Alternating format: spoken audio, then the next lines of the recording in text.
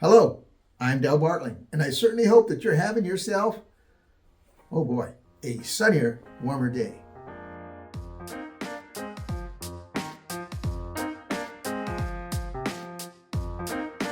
Well, the older I am, the more that I think. And they say, maybe you've heard the old saying, they say wisdom comes with age. But believe me, sometimes age comes all by itself. Well, I've been around, literally, born in Panama, spent time in 4 continents, and lived in 9 states in this good old world and this United States. You know what? Looking back, I kind of bounced around more than a pinball in a hurricane.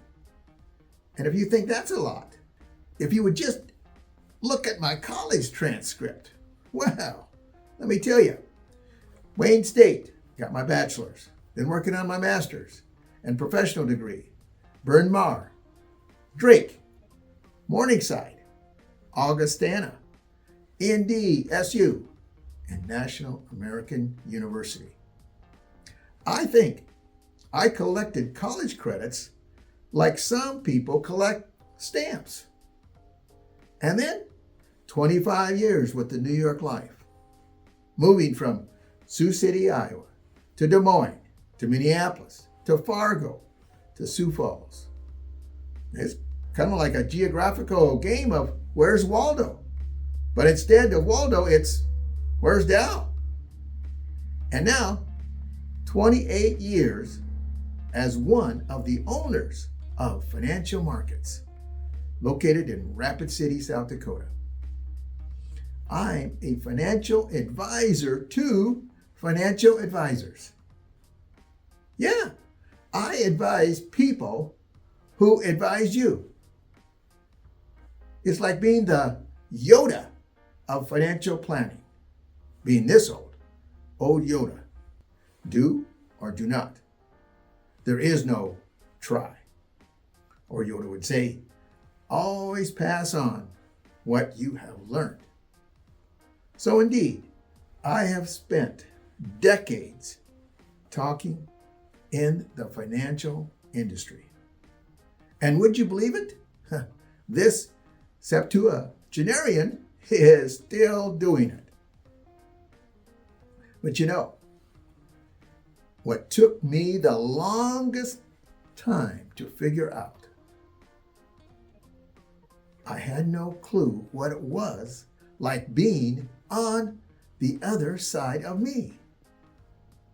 You see, for years, I thought of myself, and in outward appearances from the company I was working with at the time, I was the guy that would walk into meetings dominating conversations because, well, I knew things.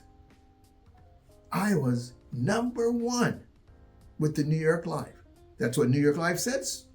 Out of 10,000 employees, they bestowed upon me the honor of being number 1 out of those 10,000 employees that year. So why wouldn't everyone just sit back and absorb my wisdom? Turns out, that's not how growth works. I was just repeating myself. One day, a mentor of mine, he's still living. This mentor of mine told me something that hit me like a fastball right in the gut. He said, Dal, you can't read the label when you're inside the jar. You can't read the label when you're inside the jar. Man, that made no sense to me. First time I heard it. I wasn't in a jar. I was in a fancy office. But then I absorbed it, thought on it, and it clicked. We all live in our own jars. We're the pickle in the jar, trying to read the pickle label. I'm that pickle. in that jar, where we all have our own experiences, biases, and perspectives in that little world of being inside the jar. We think we know ourselves, but we've never been outside looking in. And if we don't step out, if we don't ask others how they see us, we'll never really know who we are. That's when I started listening more and talking less. I think I asked better questions. I tried to see through other people's eyes. And let me tell you, it was a humbling experience. Because when I finally saw myself from the outside, I realized maybe, just maybe, I wasn't the fountain of wisdom I thought I was. That mentor also then reminded me of a cassette that he had given me and some other associates. And I listened to it in the car so many times